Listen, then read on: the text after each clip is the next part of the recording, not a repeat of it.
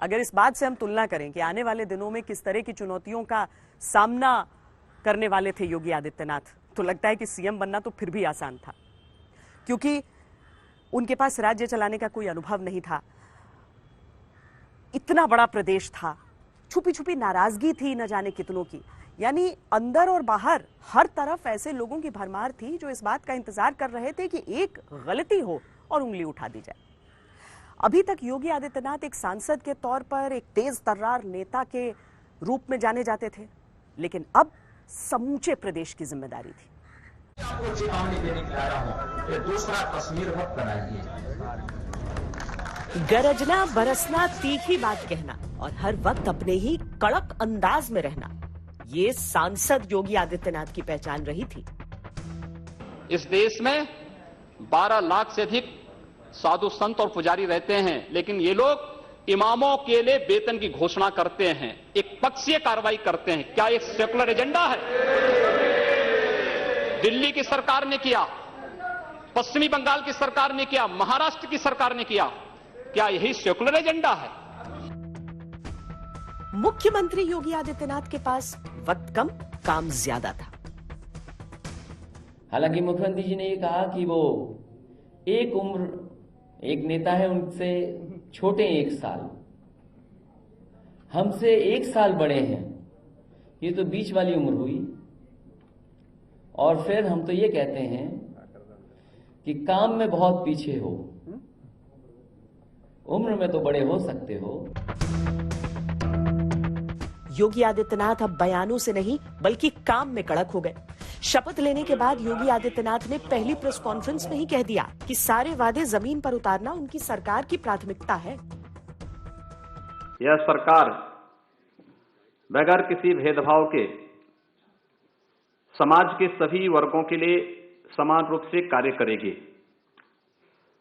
इसके लिए शासन प्रशासन को संवेदनशील और जवाबदेह बनाया जाएगा। शुरुआत पाबंदियों से हुई। सरकार ने अवैध बूचड़खानों पर पाबंदी लगा दी, इन्हें सील कर दिया गया।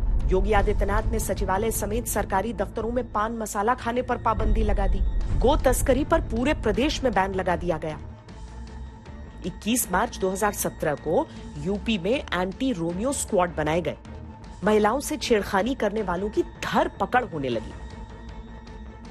युवाओं के विरुद्ध नहीं था, मंचलों के विरुद्ध था, उन शरारती तत्वों के खिलाफ था जो सड़क पर चलना मां बहनों की, बेटियों की के लिए एक समस्या पैदा करते थे। उन लोगों के लिए व्यवस्था है और ये आगे भी चलेगा। कोई योगी आदित्यनाथ के फैसलों को पसंद करता, कोई कहता सब दिखावा है, पर समूचे देश में कोई ऐसा नहीं था जिसने उनके कामकाज के तरीके को नोटिस न किया।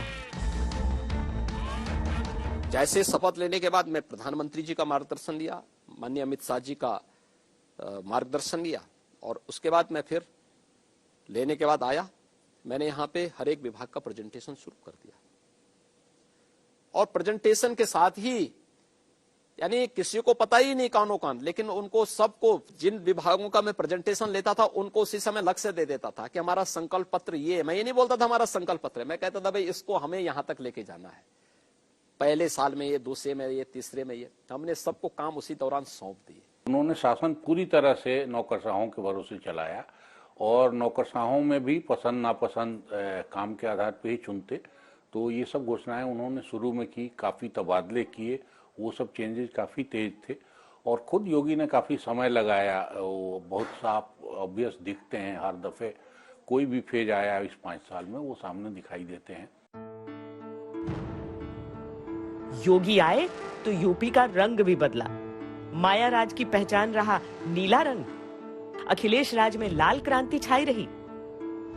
अब योगी आए तो सीएम के बंगले से लेकर कुर्सी पर रखे तौलिए तक का रंग भगवा हो गया।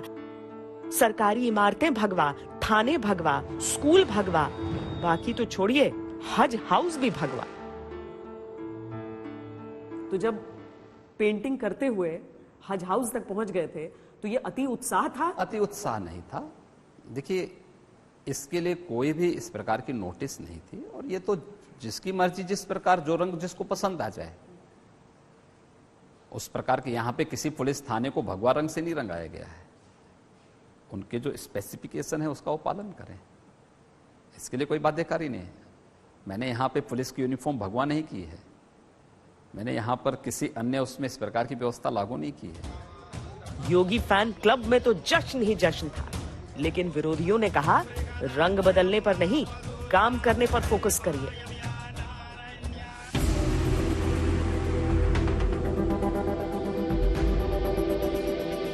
यूपी सीएम की कुर्सी संभालने के 5 महीने के अंदर ही योगी आदित्यनाथ का सामना एक बड़ी त्रासदी से हुआ। उनके अपने गोरखपुर में 10 अगस्त 2017 की रात बीआरडी मेडिकल कॉलेज में ऑक्सीजन की कमी से 60 से अधिक बच्चों की मौत की खबर आई। इनकी कॉन्स्टिट्यूएंसी में हर साल 150 बच्चे मरते हैं इंसेफेलाइटिस से। बच्चे मर रहे योगी, तुम्हारे गोरखपुर के दवाखाने में ऑक्सीजन नहीं है, तुमको वहां की फिक्र नहीं, तुम यहाँ आ रहे। ये घटना पिछली बार कुछ वर्षों पहले उत्तर प्रदेश में भी हुई थी, और उत्तर प्रदेश में जिस तरह बच्चों की जान गई, उसी समय देश की सरकार को समझ लेना चाहिए था कि किस तरीके से जैपनीज इंसेफेलाइटिस से बच्चों की जान जाती है। जो व्यवस्था होनी चाहिए अस्पताल में दवाई की और जांचों की, वो उपलब्ध हो तो जान बचेगी बच्चों की। परिस्थितियां बड़ी मुश्किल से नियंत्रण में आई, लेकिन प्रशासनिक व्यवस्था पर एक नए नवेले सीएम को ये बहुत कुछ सिखा गई।